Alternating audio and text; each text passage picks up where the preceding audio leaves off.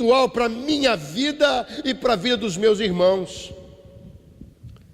E Cristo, Ele é a suprema referência para a humanidade. O que significa isso? Eu achei essa frase, esse tema muito importante, pertinente para tratar hoje com os irmãos. E Deus me confirmou isso, me trazendo paz no coração. E quando nós falamos de referência, nós estamos falando de exemplo. Quando nós falamos de referência, nós estamos falando, no caso de nós, crentes em Jesus Cristo, de testemunho. Todos nós precisamos ter uma referência nesta vida. Se olharmos para o nosso passado, nós veremos como nós fomos influenciados com bons e maus exemplos, que resultou e ajudou a construir um bom ou um mau caráter. Quando crianças, eu e você, nós observávamos condutas, atitudes e comportamentos que nós absorvemos para aplicarmos no nosso futuro, que é hoje, que chegou. Nós não somos mais criancinhas. Mas tem algo que nós precisamos entender. De tudo que nós passamos nessa vida, tantas adversidades, tantos problemas, tantas lutas, surge uma pergunta. Porque a nossa referência é Jesus. Não é porque eu sou crente, não, a nossa referência, eu estava assistindo ontem, num canal que chama History, a história de Jesus. É claro que tem muita coisa, ali é uma coisa muito teológica, e eles querem descobrir muitas coisas, mas algo que eles não conseguem refutar, é a excelência da liderança e do exemplo de Jesus Cristo. Eles conseguem levantar questões sobre vários assuntos a respeito da vida de Jesus. O Santo Sudário, né? Foram lá para saber se era de Jesus. E eles querem saber aonde, exatamente ao lugar aonde Jesus foi crucificado. Querem levantar pistas, né? Para ter uma comprovação científica a respeito dele. Mas uma coisa eles não conseguem, não fazem, é ir de contra aquilo de quem foi Jesus Cristo. Ele continua sendo o exemplo supremo para a humanidade. E como exemplo supremo, quando eu e você passamos por dificuldades e lutas, nós devemos nos perguntar, no meio da luta, no meio da prova, o que Jesus faria em meu lugar? A vontade de Deus é que nós possamos seguir os passos do seu Filho Jesus Cristo. E o texto que nós acabamos de ler, irmãos, ele nos mostra muitas coisas que nós precisamos aprender. A primeira delas, se você ainda não sabe, porque uma vez uma irmã, infelizmente, e um irmão, uma vez eu quase bati no irmão, brincadeira não, eu quase dei um pau nele, pastor. Porque Jesus, a primeira coisa que eu aprendo com essa palavra é que Jesus não cometeu pecado. E alguém vem me dizer, mas Jesus na adolescência, né? Quando ele foi, a Bíblia não fala, sabe por quê? Porque ele foi curtir a vida. Aquilo me indignou, uma ira santa. Jesus estava trabalhando, meu irmão. A Bíblia fala que ele era o filho de José, o filho do carpinteiro. Ele tinha o que fazer. Se você não tem o que fazer, vai arrumar. Jesus não cometeu pecado. Cristo jamais cometeu pecado. Aonde está escrito isso? Quem me garante isso? Essa Bíblia, nós a chamamos de palavra de Deus. Amém ou não amém? Então nessa Bíblia está escrito lá no livro de 2 Coríntios, vai aparecer aqui na tela em cima, você pode acompanhar, 2 Coríntios capítulo 5, versículo 21, diz assim: aquele que não cometeu pecado, o fez pecado por nós, para que nele fôssemos feitos justiça de Deus. Jesus não cometeu pecado, porque quando João Batista olha para ele, ele diz assim: eis o Cordeiro de Deus que tira o pecado do mundo. O cordeiro tinha que ser sem mancha, tinha que ser o primogênito, tinha que ser muito bem cuidado, tratado, sem mácula alguma, para poder receber perdão de pecado. E eis o Cordeiro de Deus que nós hoje temos em nosso coração, que se chama Jesus Cristo, o Senhor, o Salvador de toda a humanidade. Nós devemos imitá-lo e evitar o pecado a todo custo. Se ele não cometeu pecado, nós que nascemos pecadores, mas fomos remidos por ele, hoje a minha luta e a sua luta é não cometer o pecado. E aonde está escrito isso? Lá em Hebreus capítulo 4, versículo 15. Hebreus 4,15 também vai aparecer aqui na tela. Porque não temos um sumo sacerdote que não possa compadecer-se das nossas fraquezas, porém um que como nós em tudo foi tentado, mas sem pecado. Essa palavra está me dizendo aqui, é possível lutar contra o pecado. Essa palavra está dizendo para mim e para você, é possível nós vivemos em santidade, porque Jesus Cristo, sendo Deus, Ele não usurpou ser como a Deus quando encarnado. Ele sofreu, Ele padeceu por mim e por você, sem pecados, para nos dar o direito à vida eterna e nos deixar o exemplo para que nós possamos segui-lo. O apóstolo Paulo disse: sede meus imitadores, assim como eu sou de Cristo. E nós precisamos, às vezes nós viemos aqui, eu acho lindo, as irmãs elas passam um tempo, olha que mesa linda, né? Você que está aí embaixo, você pode visualizar essa mesa. As irmãs, elas analisam, elas montam essa mesa e vê se ela está bonita. Olha um arranjo aqui, olha o pão ali, olha aqui as bandejas, a uva. Não é lindo? Tudo isso para a memória de alguém que eu e você estamos cultuando. Mas é lindo demais, mas quando há profundidade no coração de quem o faz. Nós não podemos fazê-lo de qualquer forma, entendendo que se ele não cometeu pecado, ele quer que eu e você possamos seguir adiante sem pecar. E você quer saber uma coisa que mata a igreja, que mata uma congregação? É o pecado, porque o salário do pecado é a morte. Às vezes estamos querendo achar aonde está o problema, aonde está a dificuldade. E a dificuldade e o problema tem uma raiz chamada pecado. Jesus não cometeu pecado para dizer para você que é possível vencer quando você está empenhado, quando você tem um foco, porque Ele tinha um propósito. Lá no Getsemane, Jesus, Ele falou: Pai, se possível passa de mim esse cálice. Ele sabia do seu propósito. Você sabe do seu? Você sabe por que você está aqui? Você por um acaso sabe, ou nós, tenho que me incluir nisso, que viemos aqui aos finais de semana cultuar ao Senhor?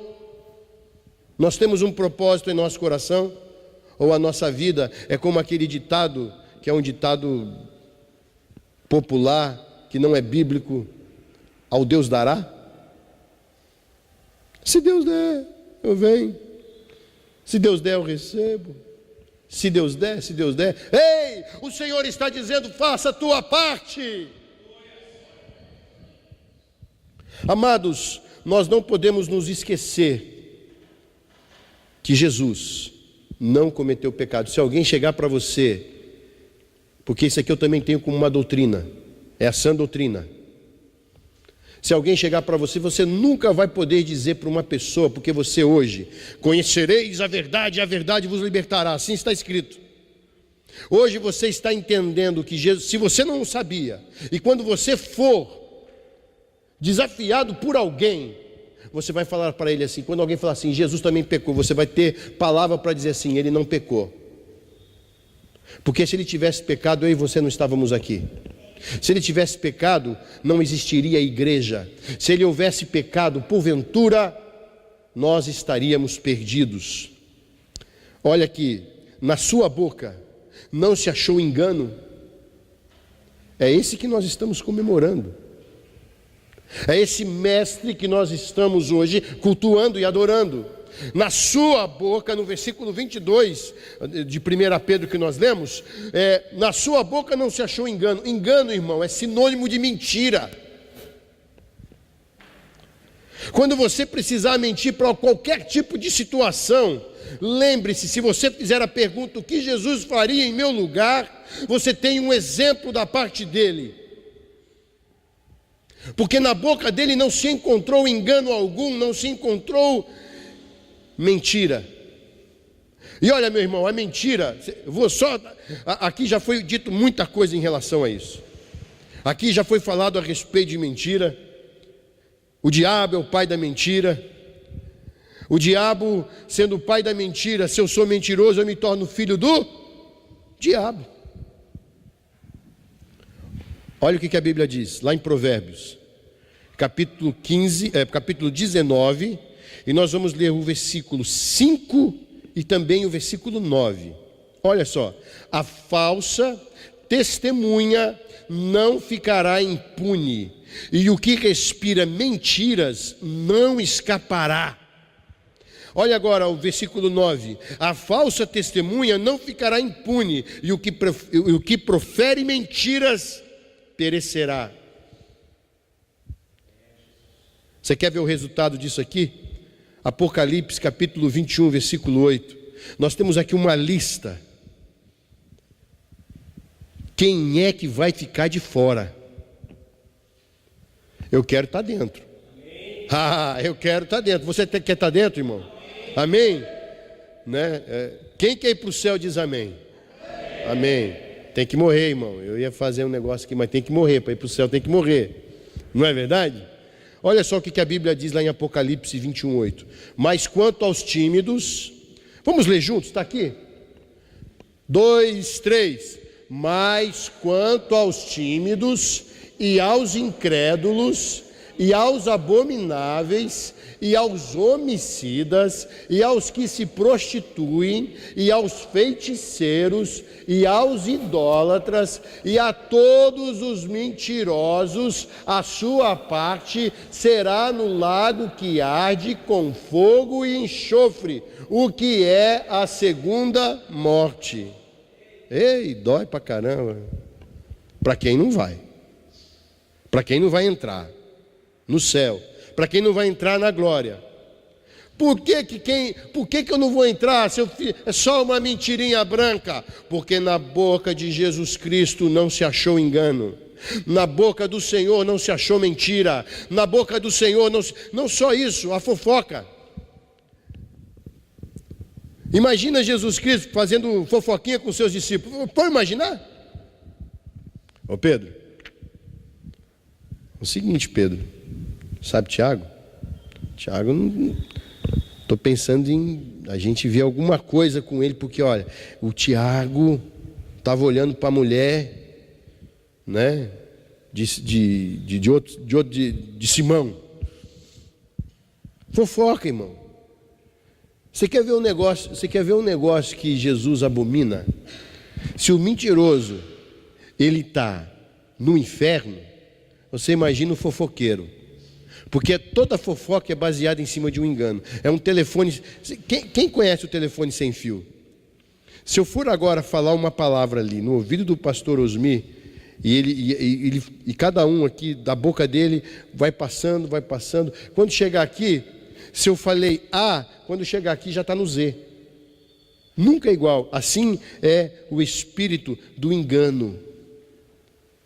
Então, meus amados irmãos em Cristo, Nós estamos aqui perante essa mesa, entendendo que na boca de Jesus, presta bem atenção, ele não cometeu pecado, e na sua boca não se achou engano. Agora eu quero só fazer aqui uma análise entre a boca do enganoso, do mentiroso e do justo. Olha aqui. Vê lá em Salmos capítulo 37, versículo 30. Olha o que diz da boca do justo, aquele que teme ao Senhor, aquele que segue o exemplo de Jesus Cristo. A boca do justo fala a sabedoria, a sua língua fala do juízo. Quer mais? Provérbios 10, 11. Põe aí, irmã. Provérbios 10, 11. A boca do justo é a fonte de vida, mas a violência cobre a boca dos perversos, dos enganosos, dos mentirosos. Como Cristo, nós devemos vigiar a porta dos nossos lábios. Eu preciso estar com o meu lábio conectado ao Senhor. O que Ele faria em meu lugar? Sabe aquela vontade que você tem de bater no seu patrão? Eu também já tive. Sabe aquela vontade que você tem de falar cobras e largados para alguém? Eu também já tive. Agora, Jesus também já teve. Ele podia muito bem ter falado. Jesus, ele podia muito bem ter retrucado. Jesus, ele podia muito bem ter se manifestado com indignação e usado os seus lábios para colocar ódio no pedaço, sendo como nós muitas vezes somos. Temos que guardar os nossos lábios. Ofendemos o irmão. Irmão, tem dia que eu amanheço com o espírito de cavalo lá em casa. Tem que prender. Eu estava conversando com a minha esposa, eu falei assim, ela estava conversando comigo, ela falou assim: olha, quanto tempo faz que a gente não tem aquela discussão, né? Aí eu falei assim: você sempre foi ruim. Falei para ela. Ela falou assim: você tem que se olhar no espelho.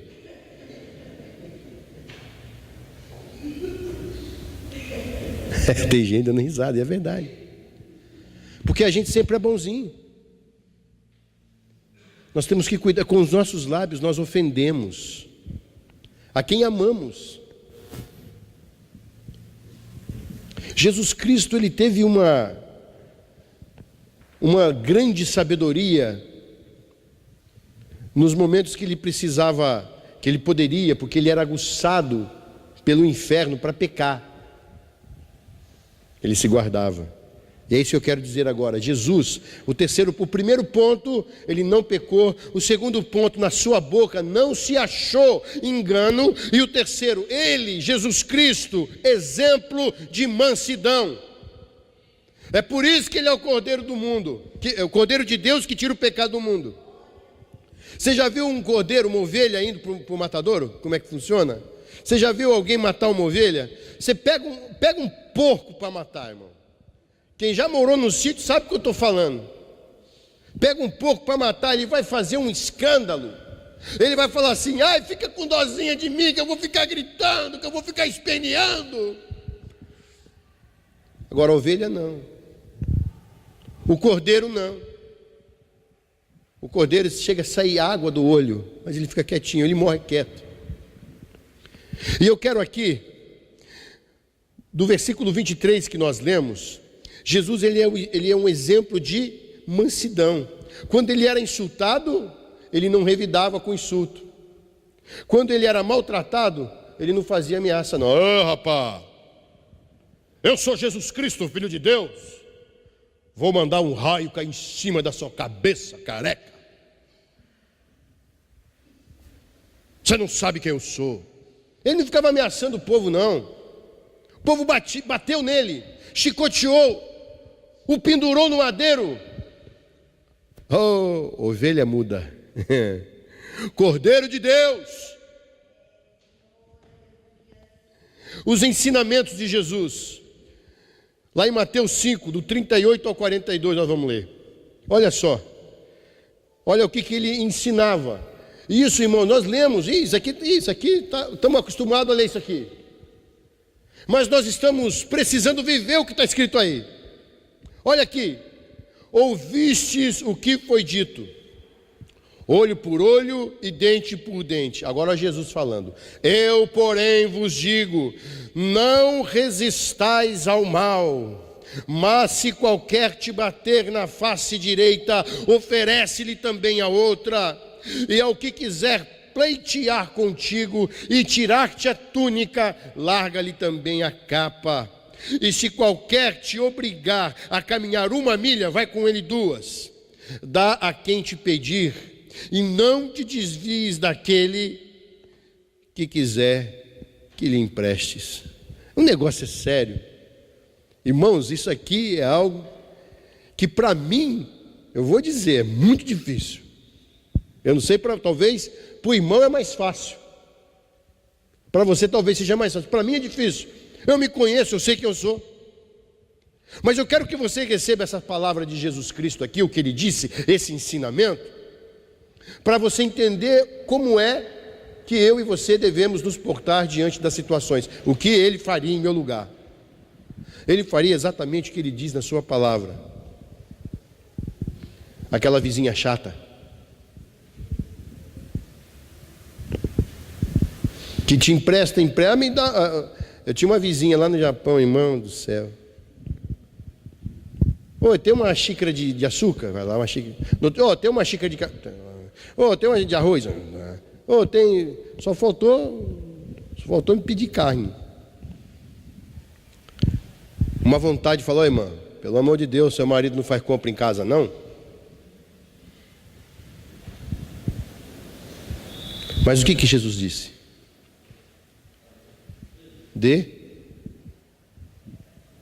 É a nossa missão.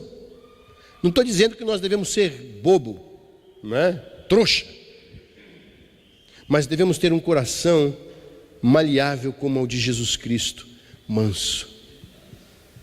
Irmão, quando você está trabalhando, você imagina, numa fábrica.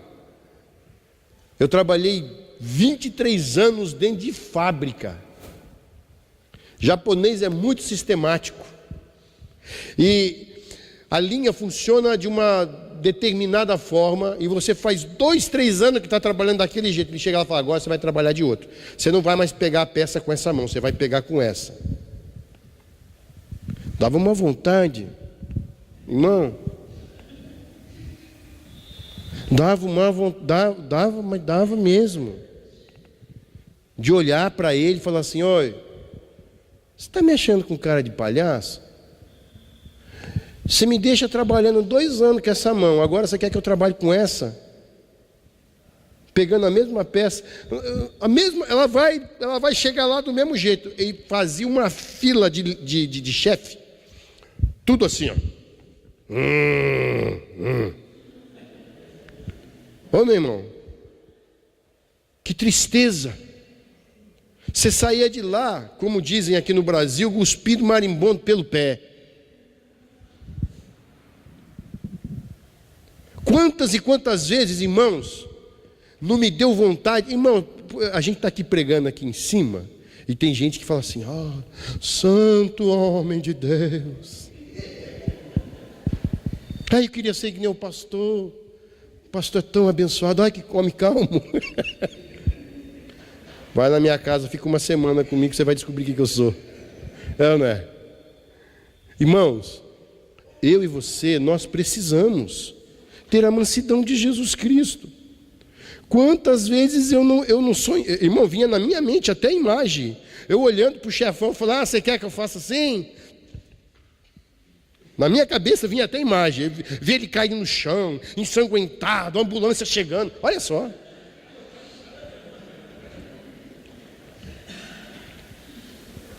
Mas a mansidão de Jesus Cristo, nós precisamos aprender com isso. Sermos cordiais, eu e você. Esse é um ensinamento, eu posso dizer que isso aqui é uma doutrina. E não é doutrina de homem, é de Jesus Cristo. Ele a estipulou. Foi da boca dele, palavra de Deus. Para mim e para você. Jesus, ele é o nosso exemplo supremo, sabia, irmão? Mateus 26, olha só, Mateus 26, do versículo 59 ao 63. Está aí na tela também. Ora, os príncipes dos sacerdotes e os anciãos de todo o conselho buscavam falso testemunho contra Jesus para prenderem e dar-lhe a morte.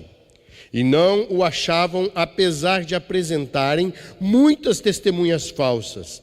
Não o achavam.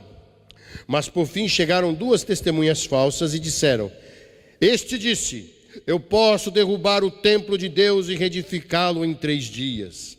E levando-o ao sumo sacerdote, disse-lhe: não responde coisa alguma ao que estes dispõem contra ti?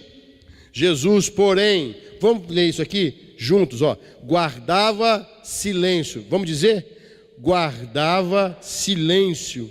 E insistindo o sumo sacerdote, disse-lhe: conjuro-te pelo Deus vivo que não digas, que nos digas se tu és o Cristo, o Filho de Deus. Irmãos, você quer ver uma coisa que Jesus, o exemplo que ele deixou para nós sermos mansos? Cala a boca. É isso aí, não tem outra palavra. Silêncio. Ferve por dentro, irmão, pode ferver. Vai que nem o Sidney Magal, pode vir quente que eu estou fervendo. Não é assim que ele fala? Não sei se é do Sidney Magal, nem sei de quem que é essa aí, né? Ferve por dentro, mas olha, guarda silêncio como Jesus guardou silêncio. Manso. Eu acho que lá dentro de Jesus ele poderia sim ter a predisposição, pois como humano, de abrir a sua boca e dizer um montão para aquele camarada que estava lá: ô seu sumo sacerdote, eu vou te dizer uma coisa, se você soubesse quem eu sou, você calava a boca e me adorava agora. Ele poderia ter falado isso, irmão, ou não? Ele era Deus. Jesus, silêncio. Uma das passagens que eu mais gosto na palavra de Deus é a crucificação, o marco da nossa salvação. Pois houve um momento lá na cruz de silêncio. Houve um silêncio, irmãos. O silêncio do mestre pregava. O silêncio do mestre falava aos corações que estavam ali. O silêncio do mestre também tinha autoridade. Aqueles demônios que estavam em volta e ao redor da cruz, dizendo: vai, peca, vai, desiste, anda, você está sofrendo. O seu silêncio dizia: eu tenho um propósito, eu tenho uma missão, e eu vou salvar aqueles que um dia crerem em meu nome. Eles saberão que em minha salvação. O silêncio de Jesus Cristo falava. Glória a Deus. E o meu e o seu fala? Irmão, nós fomos para um congresso, deixa eu falar isso aqui. Nós fomos para um congresso, no meu carro foi eu, a minha esposa, o Bruno e o pastor Carlos. Irmãos, eu falei, faz Senhor a obra da cruz no irmão, no pastor Carlos. Faz que nem Jesus que ficou em silêncio. O homem falou daqui até lá. Às vezes para mim e para você é difícil guardar silêncio. Nós temos isso conosco. Mas Jesus, o que Ele faria, o que Ele faria em teu lugar, na situação que você está vivendo hoje? Primeiro, Ele não ia pecar. Segundo, Ele não procuraria subterfúgio com engano e mentira para poder se safar do problema que você está vivendo. Terceiro, Mansidão. Guardar silêncio. Jesus defendeu a sua própria honra ou os seus direitos? Ele defendeu? Não. Jesus não defendeu sua própria honra. Jesus não defendeu os direitos que ele tinha. Ele defendeu os direitos e a honra do Pai. E eu e você, nós temos feito o mesmo? Num culto como esse, que é um culto que nós refletimos, ceia do Senhor, nós guardamos o silêncio para honrar ao nosso Pai, para honrar ao Deus que nós depositamos a nossa fé, ou não?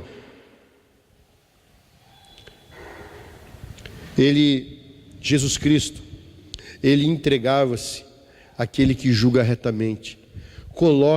Aprenda, irmãos, vamos aprender a colocar a sua dificuldade, o seu problema, a sua situação na mão de quem julga retamente. Nós temos pressa. Esse é o nosso problema. O nosso problema é que nós queremos as coisas instantâneas.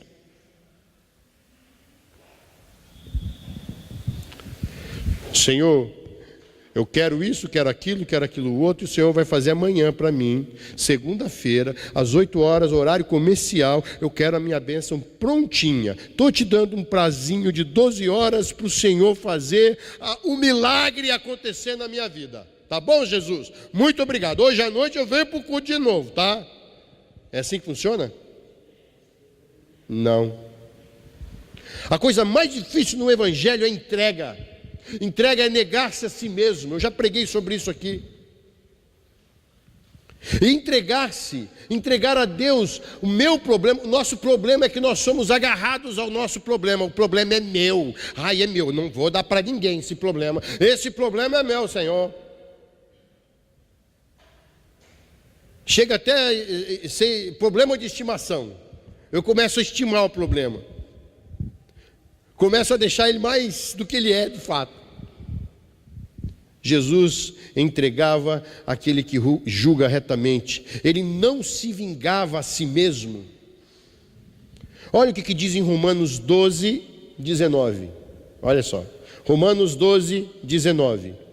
Não vos vingueis a vós mesmos, amados, mas dai lugar à ira, porque está escrito: minha é a vingança, eu recompensarei, diz o Senhor. Quem te fez mal, irmão? Quem está abatendo a tua alma? Não se preocupe, porque a vingança não é tua, a vingança é do Senhor. Ele está cuidando de você, Ele está cuidando da sua vida, velando todos os dias, incessantemente, porque Ele vai cuidar dos seus inimigos. Eu quero concluir isso aqui hoje.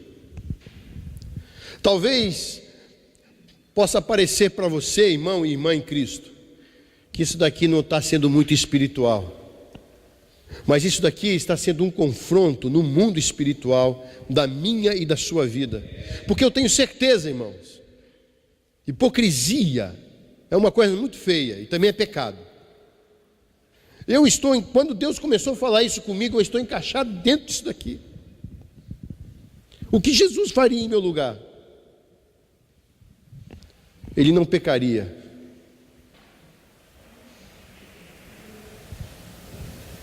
Ele não iria querer sair mentindo para se auto-justificar. Ele também seria manso. E ele entregaria tudo na mão do Pai. Louvemos ao Senhor, irmãos, pelo sofrimento substantivo de Cristo. Ele nos substituiu. Carregamos às vezes tantas coisas aqui que não devemos carregar. pois Ele já o fez por mim e por você. 1 Pedro 2:21 diz assim: porque para isto sois chamados, pois também Cristo padeceu por nós, deixando-nos o exemplo para que sigais suas pisadas. Ele já fez, Ele deixou o exemplo para como eu e você vamos alcançar a nossa vitória. Louvemos ao Senhor também, irmãos, pelo seu pagamento da penalidade da nossa culpa. Eu sou culpado. O apóstolo Paulo disse que ele era o principal dos pecadores. Se ele era o principal, imagina eu, imagina você.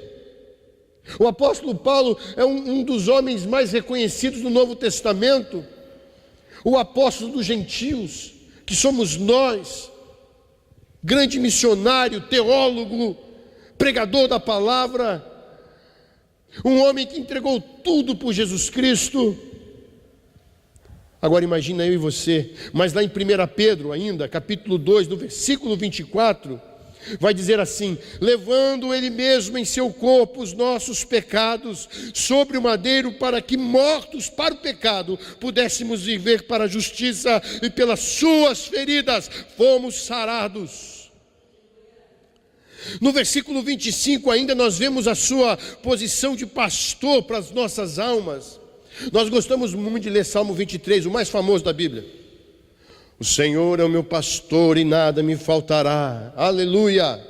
Olha aqui o que diz no versículo 25: porque outrora, ereis, como ovelha desgarradas, mas agora tendes voltado ao pastor e bispo das vossas almas. Sabe quem que é o pastor? Sabe quem que é aquele que cuida da sua alma? Senhor Jesus. Fique de pé um minuto, por favor.